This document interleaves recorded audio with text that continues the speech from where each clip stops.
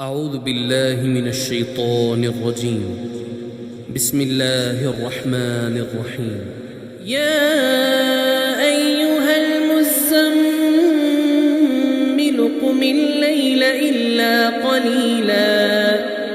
نصفه أو انقص منه قليلا أو زد عليه ورتل القرآن ترتيلا إنا سنلقي عليك قولا ثقيلا إن ناشئة الليل هي أشد وطئا وأقوم قيلا إن لك في النهار سبحا طويلا واذكر اسم ربك وتبتل إليه تبتيلا رب المشرق والمغرب لا إله إلا هو فاتخذه وكيلا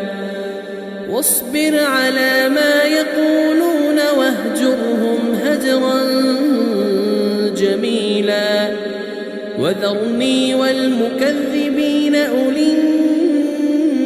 النعمة ومهلهم قليلا إن لدينا أنكالا وجحيما وطعاما ذا غصة وعذابا أليما يوم ترجف الأرض والجبال وكانت الجبال كثيبا مهيلا إنا أرسلنا إليكم رسولا شاهدا عليكم كما أرسلنا إلى فرعون رسولا فعصى فرعون الرسول فأخذناه أخذا وبيلا فكيف تتقون إن كفرتم يوما يجعل الولدان شيبا السماء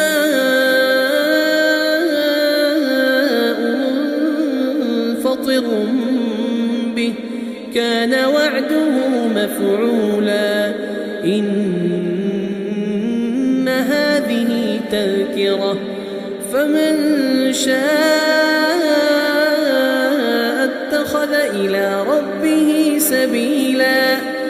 إن ربك يعلم أنك تقوم أدنى من ثلثي الليل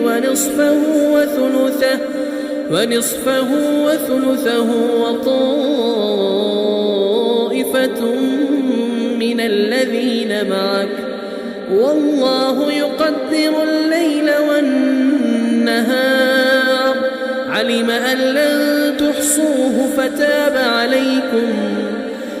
أن لن تحصوه فتاب عليكم فاقرؤوا ما تيسر من القرآن علم أن سيكون منكم مرضى وآخرون يضربون في الأرض يبتغون من فضل الله وآخرون يقاتلون في سبيل الله فاقرؤوا ما تيسر منه وأقيموا الصلاة وآتوا الزكاة وأقرضوا الله قرضا حسنا وما تقدموا لأنفسكم من خير تجدوه عند الله هو خيرا وأعظم أجرا واستغفروا الله